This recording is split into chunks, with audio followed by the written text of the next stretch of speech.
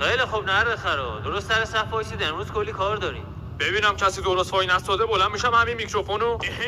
رضا جان یه ذره خونسردی خودتو حفظ کن. شرمنده مدیر جان، منظورم این بود پا میشم تو میکروفون صحبت میکنم، هدایتشون میکنم. همگی میخوام یه جوری داد بزنید که شیشه‌های مدرسه بلرزه. از جلو بذار، ببخشید از جلو. نظام مرگ بر بالاسان. خب دیگه رایدر صحبتاتو بکن، زود بفرستیمشون سر کلاس. یه چند تا نکته بهتون میگم، اینا رو حتما آویزش گوزتون کنید. اسکول آویزه گوشتون کنی. منم همینو گفتم دیگه. ای بابا بذار بریم سر کلاس دیگه. کی بود اعتراض کرد؟ این بود.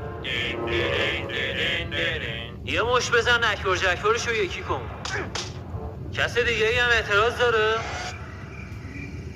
ناظم عزیز، مثل اینکه خدا رو شکر مشکل حل شد. شما شروع کنید. نکته اول، کاردستی‌هایی که تو دستشویی درست میکنید فقط واسه خودتون جذابه. جان زیدتون وقتی بلند میشید آب پشت سرتون بریزین. راست میگه، بوی گوه مدرسه رو برداشته. نکته بعدی، به کرات دیده شده که یه سری بچه‌ها مدرسه فرار میکنن میرن بیرون مدرسه سیگار میکشن. محمد بدبخت شدیم، لو رفتیم. ما هم برای مقابله با این مسئله دیگه از این به بعد داریم داخل مدرسه سیگار میفروشیم. اهل دلاش میتونن از بوفه تهیه کنن. نازنازکا پاکتی به خرید جیگرکا. با عجب غلطی کردم شما رو با خودم آوردم تو این مدرسه. حرف آخر، هر کی هم میخواد تو امتحان قبول شه من شماره کارتمو زدم رو دیوار. سوالا رو میفروشم، قبولی 100% تضمینی.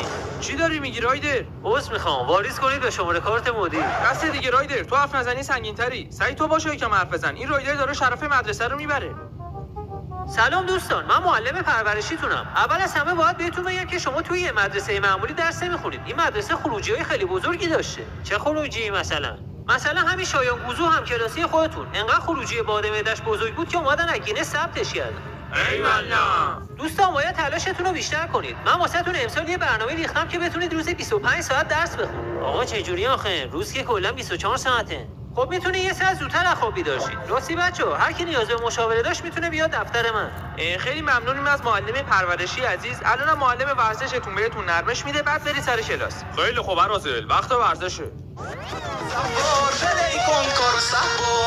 ماشاءالله بیا.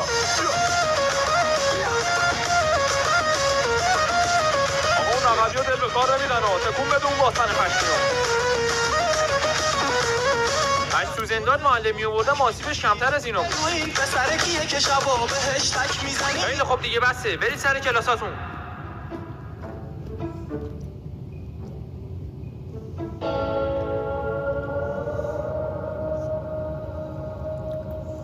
استاد با این زنگ زبان داریم، شما مگه معلم پرورشی نیستین؟ چرا؟ ولی از اونجایی که هیچ معلمی قبول نکرده بیاد توی مدرسه